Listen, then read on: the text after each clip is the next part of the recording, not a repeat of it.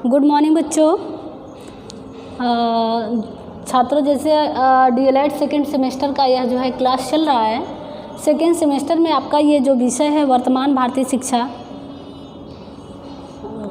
प्रारंभिक वर्तमान भारतीय शिक्षा के बारे में हम आपको बता रहे हैं। इसमें वर्तमान से लेकर प्राचीन तक की शिक्षा पद्धति को बताया गया है और पाश्चात्य से लेकर प्राच्य तक के दार्शनिकों के विचारधारा को बताया गया है कि शिक्षा को लेकर उनका विचारधारा क्या था, उनका उद्देश्य क्या था, पाठ्यक्रम क्या था, या किस प्रकार से बालक के सर्वांगीण विकास के बारे में जो है व्यक्त करना चाहते थे, भाव और विचारों को दिखाना चाहते थे। इसके बारे में जो है हम इस वीडियो के माध्यम से आप तक उनके विचारधाराओं को पहुंचा रहे हैं। तो अभी देखे हैं कि हमने देखा कि प्राच्य मतलब भारतीय विचारधाराओं के या विचारकों के बारे में हम बात कर रहे हैं। तो उसमें से हम दूसरे नंबर पर रविन्द्रनाथ टैगोर जी के बारे में बात कर रहे हैं। और रविन्द्रनाथ टैगोर जी के द्वारा जो है अभी उनके द्वारा विश्व शांति निकेतन तथा विश्व भारती की स्थापना का उद्देश्य क्या था, उसके बारे में हमने पाठ किया, जो है विचारधाराओं को बताया आपको। अब हम आपको जो है शांति निकेतन का पाठ्यक्रम मतलब जो विद्यालय खोला गया था, उसके उद्देश्य से खोला गया था, क्यों खोला गया था, इसके बारे में जो है हम आपको बताएंगे। जैसे क्या उद्देश्य बन गया था शांति निकेतन का पाठ्यक्रम जब बनाया गया, तो शांति निकेतन के पाठ्यक्रम को किस प्रकार से तैयार किया गया या रविन्द्रनाथ टैगोर जी ने कैसे उसे तैयार किए, इसके बारे में जो है हम आपको बताएंगे। क्योंकि जो उद्देश्य उनका बना था विश्व भारती यानी शांति निकेतन की स्थापना को लेकर कि 40 वर्ष के बाद उन्होंने इस आश्रम में गया, उस आश्रम में शिक्षक के रूप में तैयार होकर वहाँ के आश्रम में विद्यालय खोलने की विचारधारा से उन्होंने 1901 में इसका स्थापना किया। और उसमें सबसे पहले 2-4 बच्चे थे, 2-4 बच्चों को धीरे धीरे 150 से 200 बच्चे हो गए। और वो क्या चाहते थे कि बच्चों को मोटिवेशन करना चाहते थे, उन्हें प्रेरणा देना चाहते थे। उसी प्रकार से उन्होंने शांति निकेतन के लिए एक पाठ्यक्रम भी तैयार किया, जो पाठ्यक्रम उनके भविष्य के साथ साथ उनके जीवन को भी, उनके रोजगार को भी तैयार कर सके। इस प्रकार से उन्होंने पाठ्यक्रम को तैयार किया था।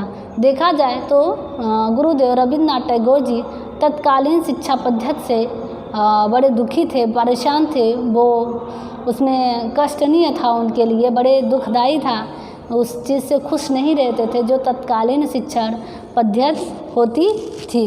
इसलिए स्वामी जी जो है रविन्द्रनाथ टैगोर जी ने ऐसे विचारधाराओं के माध्यम से, अपने विचारधाराओं के माध्यम से पाठ्यक्रम को तैयार किया था। तो आइए हम देखते हैं, गुरुदेव तत्कालीन शिक्षा पद्धति से असंतुष्ट थे। वो बिल्कुल संतुष्ट नहीं थे इस चीज़ से।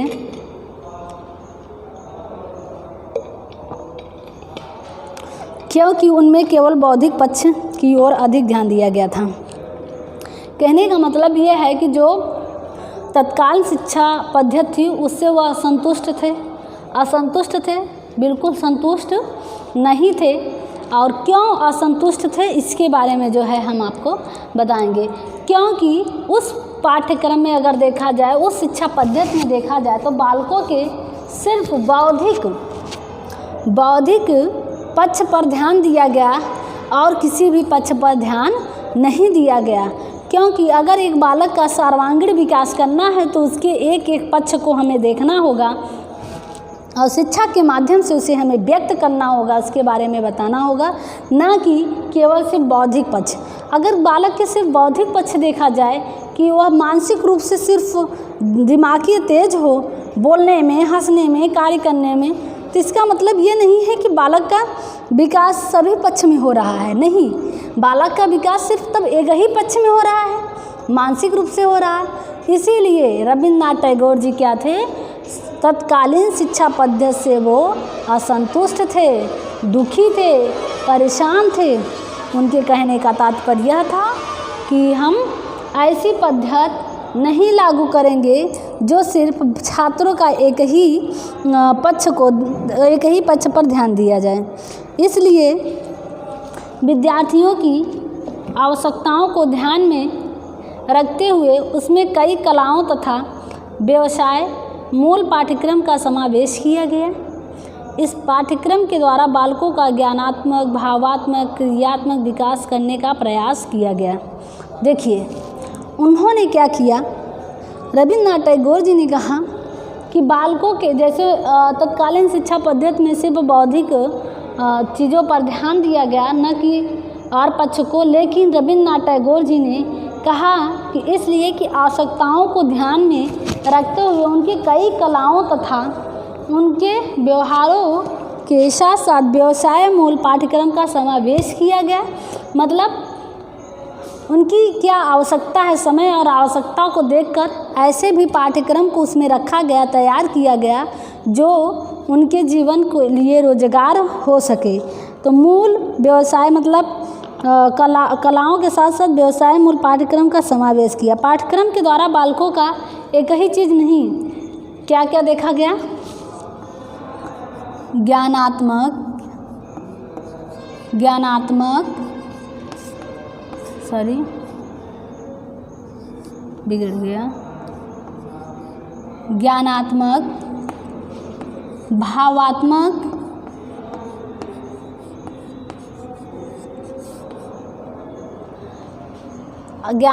भावात्मक, कलात्मक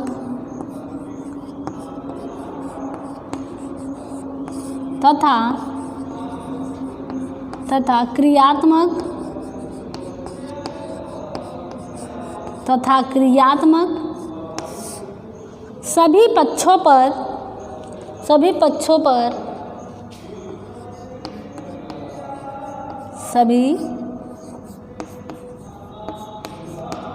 पर विद्यार्थियों के पर नहीं, सभी पक्षों पर ध्यान दिया गया। कहने का तात्पर्य है कि छात्रों के एक ही पक्ष पे नहीं, रविन्द्रनाथ टैगोर द्वारा जो है यानी गुरुदेव रविन्द्रनाथ टैगोर द्वारा उनके ज्ञानात्मक पक्ष को भी रखा गया, भावात्मक पक्ष को भी रखें, कलात्मक पक्ष को भी रखें, क्रियात्मक पक्ष को भी रखें। इन सभी पक्षों पर उन्होंने ध्यान रखा, विशेष ध्यान रखा। जैसे ज्ञानात्मक का मतलब ये है कि बच्चों में ज्ञान अर्जन करने की क्षमता होनी चाहिए। भावात्मक का मतलब होता है कि हृदय से उनके प्रेम के भाव छलके, इस प्रकार की क्षमता उनके अंदर विकसित करना है। कलात्मक का मतलब हस्तकला से संबंधित, व्यवसाय से संबंधित, विद्यार्थी अपने रोजगार को समझ सके, इस प्रकार की क्षमता को विकसित करना। क्रियात्मक पक्ष स्वयं करने की क्षमता उनके अंदर विकसित करना होगा। इस प्रकार से अध्यापकों को पाठ्यक्रम तैयार करके छात्रों के बीच रखनी चाहिए। इससे बालकों का जो है सर्वांगीण विकास होगा, न कि तत्कालिक जो है शिक्षण पद्धति में सिर्फ बौद्धिक विषय को देखकर या बौद्धिक पक्ष को देखकर ही जो है उनका विकास किया जा सकता है। इस पक्ष में हमारे देवेंद्रनाथ टैगोर जी नहीं थे।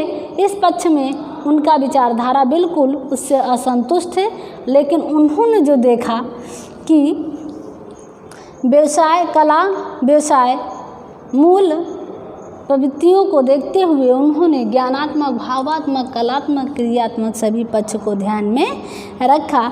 इससे उनका जो है भविष्य तैयार होने के बारे में कहा। ठीक, विकास करने का पाठ्यक्रम मतलब बालकों के ज्ञानात्मक, भावात्मक को देखकर प्रयास किया।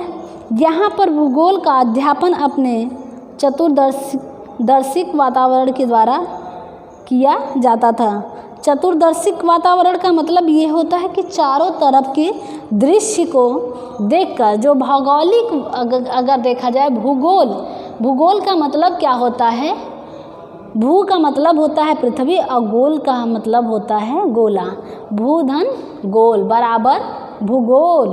जो गोल है, जो पृथ्वी गोल है वही भूगोल है। इस प्रकार के चतुर्दर्शिक का मतलब होता है कि चारों तरफ के दृश्य को देखकर या चारों तरफ की दृश्य के वातावरण को देखकर बच्चों को अनुभव कराया जाता था, उनको सिखाया जाता था कि भौगोलिक रूप से अगर देखा जाए उसके बारे में शिक्षा दिया जाए तो प्राकृतिक द्वारा जो भी चीज़ें, जो भी पदार्थ इस पृथ्वी पर उपलब्ध हैं वो सब भौगोलिक मतलब आते हैं और उसका चतुर्दर्शिक वातावरण में अध्ययन कराया जाता था बालकों को। इससे उनको ज्ञान प्राप्त होता था। आगे जो है, आगे है इतिहास का अध्यापन कथा, नाटक और गीतों द्वारा किया जाता था। देखिए, जैसे इतिहास है, इतिहास का मतलब इति धन हास, जिसका इति मतलब अंत होता है, हास मतलब उसके बारे में। इतिहास, जिस बीते हुए कल को इतिहास कहा जाता है, मतलब जिसका अंत हो चुका हो उसके बारे में अगर देखा जाए तो नाटकों के द्वारा, गीतों के माध्यम से, संगीतों के माध्यम से, कहानियों के माध्यम से जो है अध्यापन, कथा मतलब कथा के माध्यम से, नाटक के माध्यम से, गीतों के माध्यम से अध्यापन कराया जाता था। बीते हुए कल के बारे में अध्ययन कराना इतिहास उनका कहलाता था। ये अध्यापन जो है नाटक के द्वारा होता था, कथा के द्वारा होता था और साथ में गीतों के माध्यम से होता था। ठीक, इतिहास का। फिर आता है आपका भारत में सर्वश्रेष्ठ विज्ञान शिक्षा का प्रारंभ शांति निकेतन से हुआ। वो हो कहने का तात्पर्य यह है रविन्द्रनाथ टैगोर जी का, जो विज्ञान का प्रारंभ या विज्ञान की शिक्षा का प्रारंभ शांति निकेतन से, सर्वश्रेष्ठ शांति मतलब सर्वश्रेष्ठ विज्ञान की शिक्षा का प्रारंभ शांति निकेतन से हुआ। मतलब जो विज्ञान की शिक्षा दी गई, उन्होंने विज्ञान की भी शिक्षा अपने पाठ्यक्रम में सम्मिलित किया था। उन्होंने कहा कि सर्वश्रेष्ठ विज्ञान की अध्ययन जो है वो उनके शांति निकेतन विद्यालय से शुरू किया गया था। वहीं पर बालकों को इसके बारे में शिक्षा दिया जाता था, जिससे कि बालक विज्ञान के बारे में भी पाठ्यक्रम को उन्होंने तैयार किया था।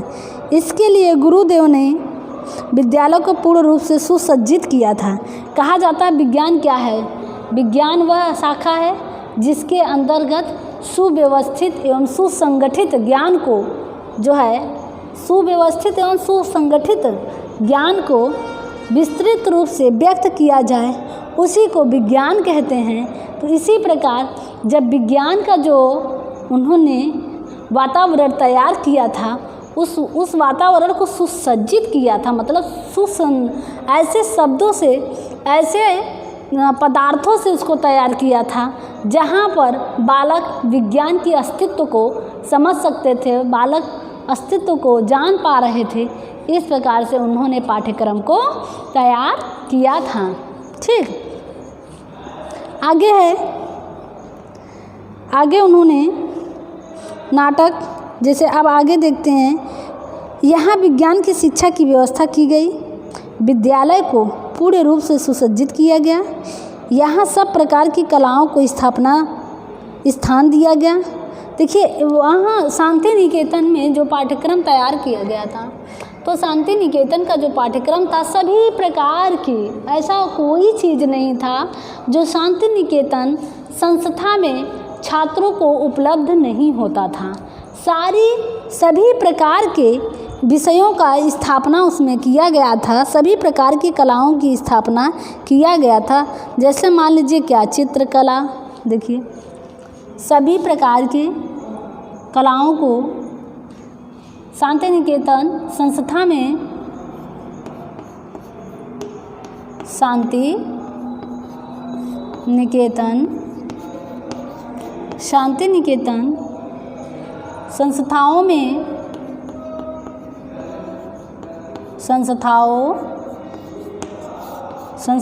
में सभी प्रकार के कलाओं को सभी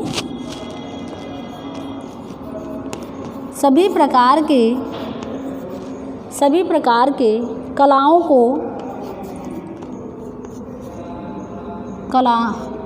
को सम्मिलित किया गया था।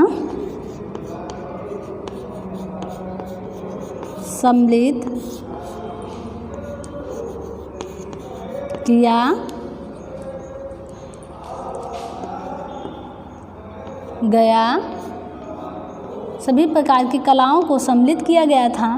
जैसे में ले लीजिए, जैसे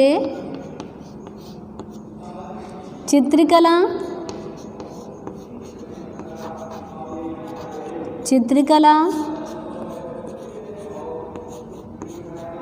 हस्तकला,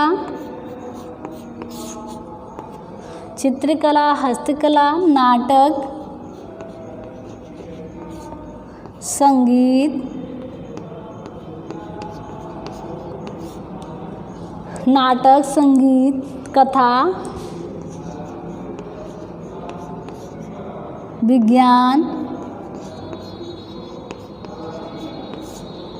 आदि, नृत्य तथा संगीत आदि सभी प्रकार के कला, कथा, नृत्य भी सम्मिलित किया गया था। नृत्य, विज्ञान, नृत्य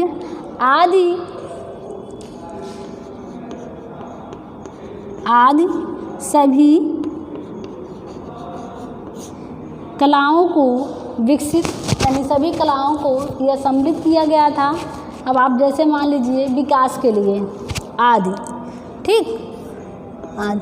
तो ये जो कला सम्मिलित किया गया था, इससे छात्रों के विकास के लिए, छात्रों के सर्वांगीण विकास के लिए उन्होंने पाठ्यक्रम में ये सारी चीज़ों को सम्मिलित किया था। जैसे आपने देखा ना कि भूगोल हो गया, इतिहास हो गया, इतिहास, भूगोल, विज्ञान, इन तीनों के साथ साथ क्या, इतिहास,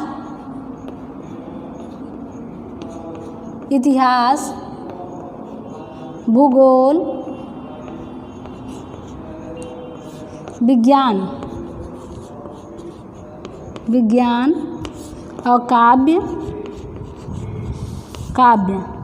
तो देखिए, इतिहास, भूगोल, विज्ञान और काव्य के साथ साथ अब सभी प्रकार के कलाओं को उन्होंने पाठ्यक्रम में सम्मिलित किया था। जैसे चित्रकला, हस्तकला, नाटक, संगीत, कथा, नृत्य आदि जो है विषयों के साथ साथ जो है उन्होंने ये सारी चीज़ों को भी सम्मिलित किया था। इससे छात्रों में रुचि होती थी, वो रुचि के अनुसार अपने विषय को लेकर पढ़ता था और उनमें ऐसी क्षमता को विकसित किया जाता था जिससे कि उनकी रुचि बड़े अच्छे ढंग से जो है रुचि को पहचान सके, अपने भावनाओं के साथ अपनी क्षमता के अनुसार ऐसे विषय में भाग ले सकें जिससे कि उनका भविष्य सुधर सके। इसलिए उन्होंने ऐसे पाठ्यक्रम को तैयार किया था। आगे है, उन्हें अवसर ऐसी आदि सभी चीज़ों के विकास के लिए अवसर प्रदान किया गया।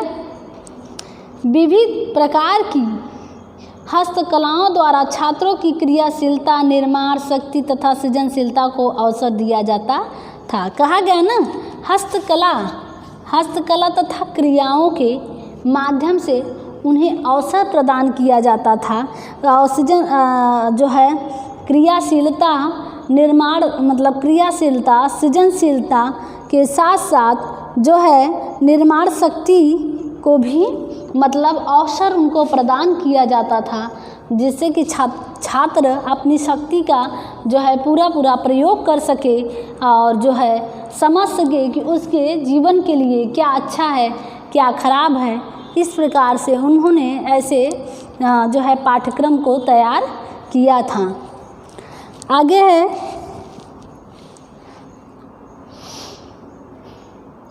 दिया जाता था बढ़ई का काम सिलाई इत्यादि को पाठ्यक्रम में सहगामी क्रियाओं के रूप में स्थान दिया गया।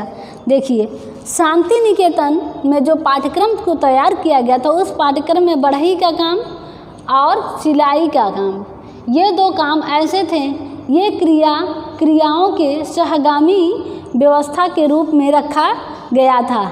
मतलब जिसको बढ़ई का काम करना होगा, जिसे सिलाई सीखना होगा, ये सहगामी के रूप में रखा गया था, क्योंकि इससे जो है ये कला उनके रोजगार भी बन सकते थे। सहगामी के रूप में इन्हें भी सम्मिलित किया गया था या स्थान दिया गया था।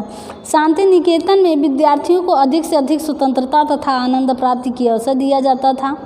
कोई विशिष्ट काम करने के लिए टैगोर छात्रों को कभी नहीं रोकते थे। हमें कौन सा काम करना है, इसका निर्णय छात्र स्वयं करते थे। छात्रों की पूर्ण स्वतंत्रता थी। गुरुदेव विद्यार्थियों पर पूर्ण विश्वास रखते थे तथा विद्यार्थी सदैव उनके विश्वास के पात्र थे। कहने का तात्पर्य है कि रविन्द्रनाथ टैगोर जी जो थे, उन्होंने कभी भी किसी भी समय विद्यार्थी जो भी करना चाहते थे, जो भी उनके मन में इच्छा होती थी या जो भी करने की इच्छा हो, वो निर्णय स्वयं लेते थे छात्र, ना कि गुरु के कहने पर लेते थे। उनके कहने का तात्पर्य था कि छात्र स्वयं अपना निर्णय लेंगे, उन्हें क्या करना है क्या नहीं करना है वो उनके ऊपर निर्भर होता है। उन्हें पूरी स्वतंत्रता थी और गुरुदेव अपने विद्यार्थियों पर पूर्ण विश्वास भी करते थे। ऐसा नहीं था कि वो विश्वास नहीं करते थे, अपने छात्रों पर पूर्ण विश्वास रखते थे। विद्यार्थी सदैव उनके विश्वास के पात्र बने रह गए। ऐसा नहीं था कि कोई उनके साथ विश्वासघात करता था। आगे अनुशासन के प्रश्नों को सुलझाने के लिए छात्रों का एक न्याय मंडल था। मतलब जैसे अनुशासन के प्रश्न, जो नियम लागू किए गए थे, उसमें शांति निकेतन में उस नियमों में सुलझाने के लिए एक छात्र का मंडल तैयार करते थे। उस मंडल में कोई एक मेट होता था, कोई एक मॉनिटर होता था। जैसे कक्षा में मॉनिटर रखे जाते थे, तो मॉनिटर जो भी कहता था, अन्य छात्र वही जो है कार्य को करते थे और उनके द्वारा बनाए गए अनुशासन का पालन भी किया करते थे छात्र। टैगोर कभी भी किसी छात्र को दंड नहीं देते थे। अनुशासन रखने के लिए बिल्कुल नए तरीके थे। देखिए, छात्रों को कहने का तात्पर्य है कि छात्रों को कभी भी दंड नहीं देना चाहिए, उन्हें अनुशासन में रखना चाहिए। जब अनुशासन में जो नियम बनाया गया उसके अंतर्गत अगर छात्र चलते हैं तो उन्हें दंड देने का कोई भी जो है बात नहीं बनती है कि आप उन्हें किसी प्रकार का दंड दें या किसी प्रकार का उनको जो है परेशान करें। इस प्रकार से उन्होंने जो है पाठ्यक्रम को तैयार किया था। आगे है, अगर देखा जाए शांति निकेतन में ही गुरुदेव रविन्द्रनाथ टैगोर के शांति निकेतन में दिन का प्रारंभ और अंत संगीत के मधुर आलाप से होता था। वाह, देखिए कितनी अच्छी बात है कि जो उन्होंने संस्था तैयार किया था। दिन का प्रारंभ मतलब जब दिन होता था तथा जब रात होती थी, अंत होता था। विद्यालय खुलने के बाद मतलब जब सुबह प्रभात होती थी, सूर्य की किरणें निकलती थी, लोग वृक्ष के नीचे पहुंचते थे, तब भी संगीत होता था। और जब विद्यालय बंद करने की बात होती थी, तब भी संगीत का आलाप होता था। तभी छात्र जो है फिर गुरु घर जाते थे। इस प्रकार से उसमें जो है पाठ्यक्रम को तैयार किए थे। जैसे होता है ना प्रार्थना करना, कई बच्चे हैं विद्यालय जाते हैं, प्राइमरी के बच्चे, वहाँ क्या करते हैं? प्रार्थना करते हैं, पूजा करते हैं, पहले सरस्वती का वंदना करते हैं। उसी प्रकार शांति निकेतन में भी उन्होंने जो पाठ्यक्रम किया था कि दिन का प्रारंभ और अंत का शाम, उसमें उनको जो है संगीत के साथ आलाप करके तभी विद्यालय को बंद किया जाता था। आगे है, अधिकांश गीतों की रचना टैगोर ने स्वयं की थी। देखिए, अधिकांश की अगर बात करें, बहुत सारे गीतों का जो है गीतों का उन्होंने खुद स्वयं निर्माण किया था, स्वयं उन्होंने अपने शब्दों से इसे बनाया था, स्वयं उसकी रचना की थी। सुबह भूपाली के मधुर गायन से विद्यार्थी जागते थे। काव्य के विषय सूर्योदय, सूर्यास्त, बसंत आगमन, पुष्प वाटिका, फसलों की कटाई, वर्षा ऋतु, चंद्रमा, ओस आदि रखे जाते थे। इन्हीं कविताओं से छात्रों को आत्मिक आनंद तथा मानसिक संतोष मिलता था। साले कविताओं से छात्रों को कार्यक्रमों में प्रसंगानुसार बसंत, वर्षा, शिशिर होता था। शिशिर का मतलब जो शिविर तैयार किया जाता था।